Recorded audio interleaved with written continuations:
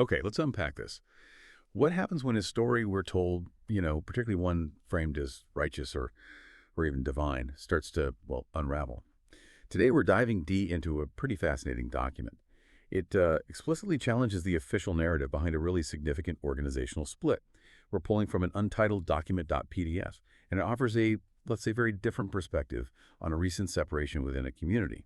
Our mission here: to try and cut through the noise, extract the core insights from this document, understand the alternative story it's presenting, and maybe see what it tells us about power struggles and just differing narratives in leadership. For you, the listener, this is really about trying to discern truth, maybe identify some patterns, and understand the sheer power of perspective in, well, shaping reality. Yeah, and what's often really crucial in these kinds of situations is critically examining those internal communications, right, Right. and the differing accounts, Right. especially when you have major leadership changes or big organizational shifts. The high stakes, they almost always produce multiple narratives. Yeah. Understanding them really requires looking beyond just the surface level explanations. Absolutely. And this document, it wastes no time. It opens with a really powerful claim. A letter was apparently sent characterizing the October split from ICC, like let's think of them as the parent organization for this discussion, Mm-hmm. by RCW, this is the breakaway group, as a godly division. Mm-hmm. Sounds pretty clear-cut, doesn't it? Mm-hmm. But the document takes a sharp turn right here, revealing a very different story.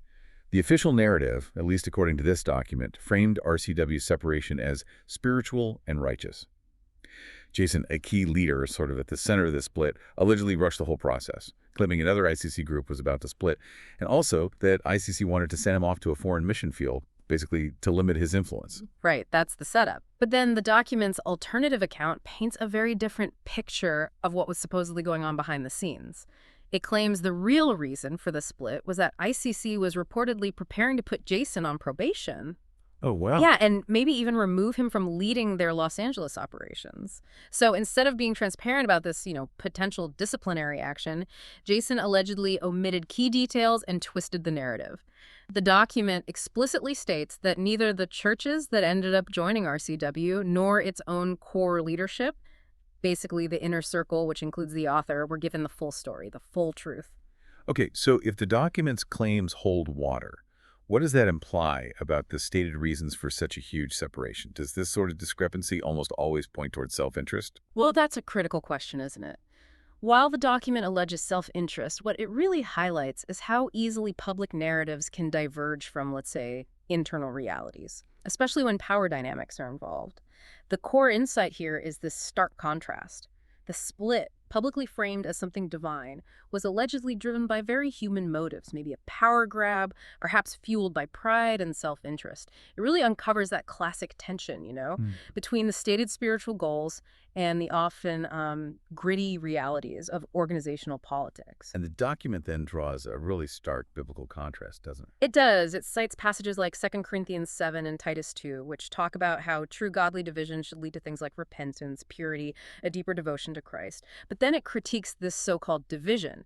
It claims it produced the same legalism, workspace control, top-heavy leadership, cover-ups for abusers, and corruption that many people thought they were leaving behind. That's strong language. It is. The document even calls RCW a new name, a new logo, with new faces in control, but the same wolf in different clothing. It really hammers home the importance of judging actions against stated principles. It draws a very clear line saying, look at the stated goals versus the observed outcomes. That is a powerful indictment. And it immediately makes you ask, well, who was really pulling the strings here? But it seems the rabbit hole goes even deeper. As we look into the communications mentioned, a more complex picture starts to emerge, one that hints at maybe a powerful hand guiding things from the shadows. Mm-hmm. The document alleges that emails and texts suggest Kip, identified here as a sort of longtime influential figure in this whole community, never really disappeared. He seemed to be working in the shadows, guiding Jason, recruiting groups, and coaching leaders on how to spin the story, likely from the very beginning. From the beginning. That's the claim. And by April 2025, his influence was apparently undeniable, drawing leaders from the parent group, ICC, into the new one, RCW, steering decisions, maintaining control. And the document offers more than just general claims, right? It gives specific accounts. Yes, particularly from the author's perspective, being part of that core leadership group. The texts mentioned also apparently show what looks like his repeated patterns of grooming and manipulation. And while Jason was claiming ICC leaders were just reaching out voluntarily, Right. the document says the texts show Kip was actively recruiting and planting ideas. Right. The author says they witnessed how often Kip's name and input came up. So it wasn't subtle? Apparently not to everyone. The author's husband even explicitly told the group there's no need for Kip to be this involved. And the author themselves, on one occasion, directly questioned it. Why are we even talking about paying Kip? That's wrong. But does the document provide, ironclad proof of Kip's guiding hand? Or is it more drawing strong inferences? How do you tell the difference between influence and direct control here? That's a really crucial distinction. And you're right, the document does lean heavily on inference. Inference drawn from observed patterns in these internal communications it describes. What really stands out in this section is how influence can be exerted indirectly, right? Shaping events, shaping perceptions from a distance, maybe behind a veil of, oh, this was all voluntary action. This kind of behind-the-scenes orchestration, especially if it involves recruitment and controlling the narrative, can seriously impact an organization's direction and integrity, even without direct, visible leadership. Yeah. It really begs the question, doesn't it? How transparent does leadership need to be about who is actually advising or influencing key decisions? Right. And then, as the document goes on, the narrative takes another sharp turn. It reveals what the author sees as direct consequences for speaking up about Kip. The author notes and finds it significant that no coincidence that about 2 weeks later, after they questioned Kip's involvement, this coup in San Francisco happened. A coup, what does that mean in this context? Well, Jason allegedly dug up a handful of past instances over 5 years to disqualify the author and another leader, Fernando. Jason and Sarah, another leader mentioned, reportedly called them defiled leaders, dangerous, even hired hands, expressing in the author's words, so much hate, so much chaos. Wow. And the author is adamant this was retaliation, not God, not divine discipline, as it was being presented. And what's really striking, I think, is how this event, this coup, reminded the author of what they call a familiar pattern seen over many years. Basically, every time someone left, they were slandered. Common accusations were things like, oh, they're bitter, or they were never true disciples, they fell away, just dismissed. Okay. But for church leaders who left, the accusations were apparently even stronger. Things like, they stole money from the church, they hoarded money, or they're teaching false doctrine now and have been taken over by the forces of evil. That's quite the escalation. It is, and the author expresses real sorrow here for believing these kinds of lies about others who left before them, saying, Fernando and I see it now. Most of those people also simply saw the truth behind the curtain. The document also notes that other past leaders who spoke up about issues, maybe mishandled money or doctrine or just toxicity in the church culture, they were essentially killed off too, metaphorically speaking. This pattern of silencing dissent, it's a powerful tool, isn't it? Yeah. For maintaining control in almost any organization, not just religious ones. Absolutely. It's not just about dismissing different views. It's about actively demonizing the people who voice them. The document pretty clearly outlines how this kind of discrediting mechanism functions, especially, it claims, when followers are, quote, conditioned to accept whatever leaders say. It raises a really important question. How do organizations develop and keep using these consistent, almost playbook-like responses to internal criticism? Yeah. But despite all this pain, this disillusionment, the document seems to reveal a powerful turning point for the author, a moment of clarity, maybe a renewed sense of purpose. Yes, it does shift there. The author mentions finding comfort in a Bible verse, 1 Corinthians 14.33, which says, God is not a God of confusion, but of peace. And in that light, things like manipulation, cover-ups, these pride-driven power plays, they're labeled not godly division, but rather man-made strategies to maintain control. That corruption disguised as righteousness. Strong words again. Very.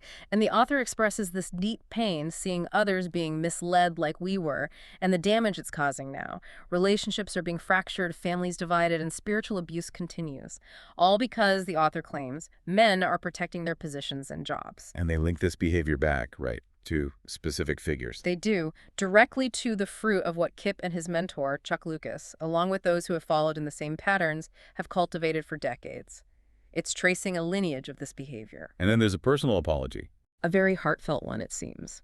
To those who join RCW because of their influence, they express profound regret, saying their original intention was to build a healthy church culture for everyone, not create another system of control used for money and hidden agendas under Kip and his protégés.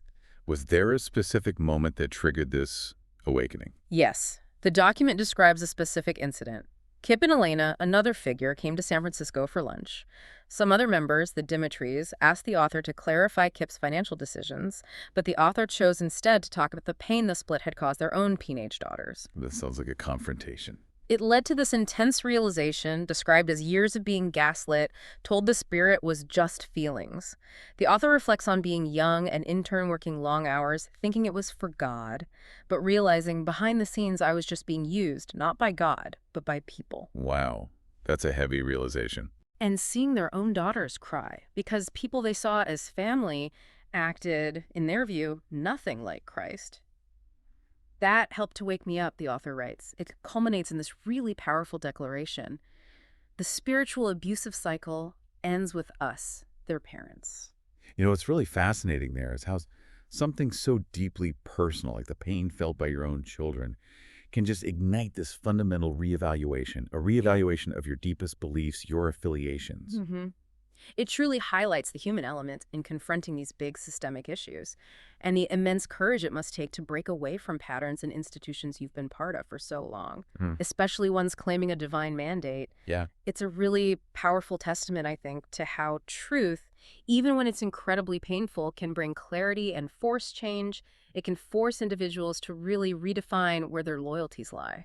Absolutely. And as we bring this deep dive towards a close, the document offers one final crucial distinction. It's like a powerful call to action, or at least discernment, for you, the listener. What's that? It makes a direct plea. Please don't confuse loyalty to an organization with loyalty to Christ. The document asserts that the true church is not built on Jason, Kip, or any man. Okay. Instead, it is built on Jesus alone. He is the head of the church. He's the good shepherd, citing scripture there. So it's drawing a line between the institution and the core faith. Exactly. And it reiterates the main message with real clarity. If you take anything from this today, godly division is not about preserving power, it's about preserving holiness. The conclusion is just stark. What happened in October was not godly division, it was deception. Deception, that's the final word on it. Almost. There's a final, maybe hopeful twist. The document ends by saying, but God, in his mercy, can use even deception to finally set his people free. Free to follow the one who never needed to control you, to love you. That really does underscore the universal nature of these lessons, doesn't it? It goes way beyond just the specific religious context we've been talking about today. It speaks to those broader themes of leadership, integrity, personal conviction, things that resonate in any community, any organization where authority exists. That distinction between loyalty to an institution versus loyalty to a higher principle, or maybe just to truth itself, it's fundamental. It really prompts all of us, I think, to consider where our true allegiance lies and what or who we are actually serving. And there you have it, a really powerful, quite unfiltered look into a document that unpacks this narrative of godly division and instead exposes something far more intricate, far more human, filled with these allegations of manipulation, control, and ultimately a story of personal awakening for its author. Yeah, this deep dive has really shown us how vital it is to question those underlying motives, hasn't it? And to try and discern genuine principles from what might just be human-made strategies for control, even when those strategies are wrapped up in seemingly righteous intentions. The outcome described here, it's just a stark reminder that actions often, well, they often speak louder than the narratives used to justify them. So consider this as we wrap up. How often do we, maybe in our own lives or within our own communities, just accept a narrative at face value, especially when it comes from a position of authority? And what might we uncover if we actually dared to look for the real reason behind the story? Peel back those layers of perceived truth to find maybe a bit more clarity. It's really an invitation for you to critically examine the stories you encounter, whether that's in your personal life, at work, or just out in public discourse, and to always seek that understanding beyond just the surface.